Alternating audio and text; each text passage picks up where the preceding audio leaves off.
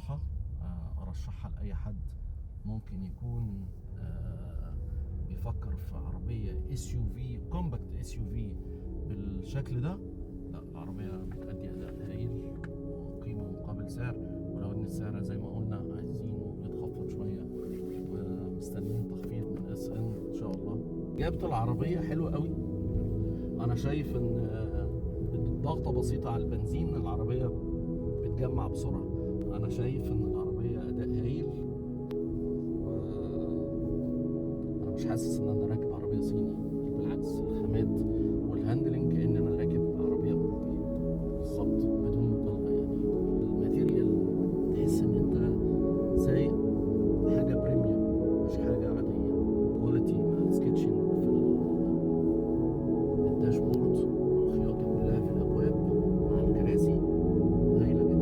طبعا الكراسي بتاعت السواق والراكب الامامي كهرباء بالكامل باوضاع مختلفة، سواء الظهر او القاعدة بتاعت الكرسي، فده بيدي لك اريحية مع الميموري بالنسبة للبوزيشن بتاعك، ان انت تقدر تسجله وهو بيأقلم نفسه عليك لما بتيجي تخش العربية اللي هي في الايزي اكزت، تبقى سهلة قوي وترجع تاخد البوزيشن اللي انت عايزه بعد ما تقعد في العربية.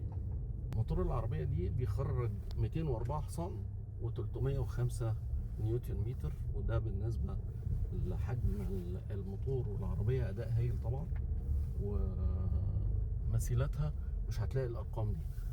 منظومة الحركة في العربية دي فتيس 7 سرعات دول كلاتش ويت، ده فتيس هايل، تجميعه سريع وفي نفس الوقت يعني من أحسن آلات وأنظمة الحركة اللي ما فيهاش مشاكل في العربيات، ومتجرب في أكتر من عربية طبعا. عجبني قوي الدريكسيون بالدي كات بتاعه، شيك قوي وعصري. العربية دي تقدروا تتفرجوا عليها في شركة اس ان اوتوموتيف في ميدان المروحة قبل نفق السخنة، اللي هو يعني سابقا كان اسمه ميدان محمد زكي.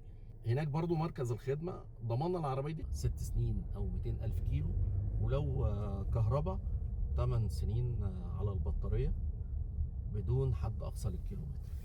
وإن شاء الله اس ان اوتوموتيف عندها خطة توسع، شوروم جديدة هتتفتح قريب في منطقة التجمع، وبعد كده هيبقى فيه برضو شوروم في الشيخ زايد عشان تخدم منطقة غرب القاهرة.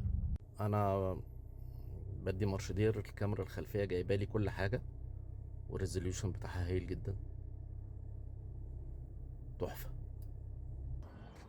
طبعا الشنطة كهرباء، مساحة الشنطة هايلة جدا، والوسع فيها بصراحة مناسب جدا لحجم العربية، وده أنا شايفه رقم مقبول جدا جدا جدا للعربية بالحجم ده.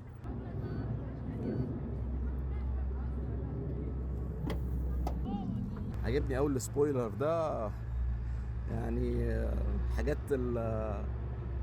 الجديدة والفاشون طبعا مع الكاميرا الخلفية. العربية زي ما احنا قلنا فيها كاميرات دي لك كل الزوايا بتاعتها، وانت بتتحرك وانت ماشي وانت بتلف ملفات. طبعا اول ما بتدوس على المفتاح او بتقرب من العربية الهيدن هاندل بتفتح على طول، تقدر تفتح منها الباب.